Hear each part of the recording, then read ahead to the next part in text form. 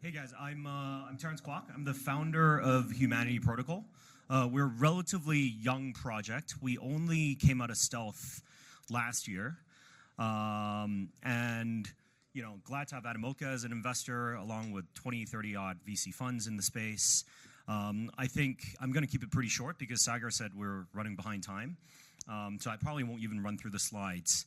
But the topic is reclaiming your digital identity. And I think, having heard Alan talk about, the power of AI, having talk about, identity, I think this is super important, right? In fact, when we think about sort of proof of humanity, a majority of us, pretty much probably all of us, have at one point, maybe even today, had to go online and prove that you're a human. Every single website you go to, every single account that you want to create, they want to verify that you're a human being. Because right now, the biggest challenge is that the internet really doesn't know who you are, nor does it know what you are. It's super easy to create bots, whether it's on the blockchain or in social media accounts. Fraud is rampant. You're seeing $8 trillion worth of cybercrime. And, you see Nigerian princes scamming pretty much everybody. And soon it's Elon scamming all sorts of people with videos. So I think for us, we thought this was an important thing, and decided to start Humanity Protocol. So we actually, as I said, we're pretty young. We only launched our testnet a couple months ago. We've signed up around 3 million people already. And I think what we get compared a lot to is WorldCoin. How do I do this? Yeah. So what we get compared a lot to WorldCoin is WorldCoin, because for us, the goal is how do we actually prove that a human being is a human being without being super creepy, without being invasive, and make it super simple, right? And how do we actually create a system so that this can actually be used both offline and online? Instead of using, and I think for us, when we started looking into this, we realized the only way to solve this is actually through biometrics. So taking something that is actually unique to a human being in the physical self and putting it online, making sure it's secure, encrypted, privacy preserving, in order to be able to prove that you're a human being. And so instead of using the iris, we actually decided to use the palm. So palm recognition actually encompasses two parts. It's the print, the surface patterns and creases of your palm, as well as your veins, which is the blood vessels underneath your hand. And so we actually developed proprietary software and hardware to do palm scans, and we encrypt this into a biometric signature. And using zero-knowledge proofs, we can actually check whether it's unique across everybody in the world. The technology is really not that new. I mean, Amazon's using palms for payments in the US, Tencent's using palm for payments in China. Japan has been using it for banks and ATMs for a decade. But we're sort of the first guys to say, okay, you know what? This is actually an interesting solution to incorporate into a blockchain for proof of humanity. And I think for us, the interesting thing is that we a little bit different from WorldCoin, where they're very much focused on the UBI component, because they think, AI is going to eat the world, so everybody's going to lose their jobs, and we need to give people money. I think for us, we take a slightly more pragmatic approach, where we're thinking about how do we actually prove not just a human is a human, but the various attributes of a human being. What I mean by that is we're actually building a credential blockchain where we're creating an economy or a trust marketplace where people can actually prove many different things.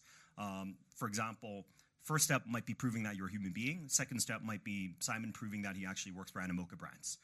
It might be me proving that I actually went to this university.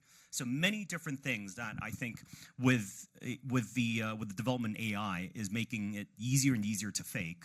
What we're trying to do is essentially say, how do we incorporate identity validators? How do we incorporate ZK proof for notes? Different sort of components within the network so that we can essentially make sure that there's truth in the blockchain ecosystem. And I think there's a lot of different use cases that we've envisioned, and on top of that, we're partnering with everybody from gaming projects, TradFi. Obviously, Alan said it's great to have AI agents playing video games. I think a lot of people probably would prefer to play with other people. But from our perspective, it's also looking at, fair drops, airdrops, where, $15 billion of airdrops, essentially 60-70% of that was farmed by people creating thousands, tens of thousands of addresses, Sybil attacking blockchains. So for us, there's the proof of humanity piece that solves some of these issues.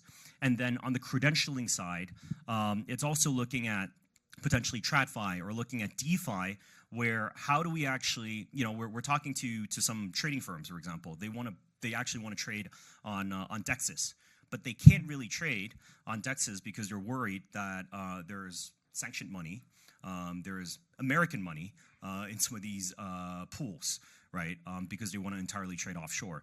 They don't really care whether it's a bot or not, but they actually care if there's North Korean or Iranian money in some of these DeFi protocols, right? So we are already actually talking to a bunch of these players to create permission pools.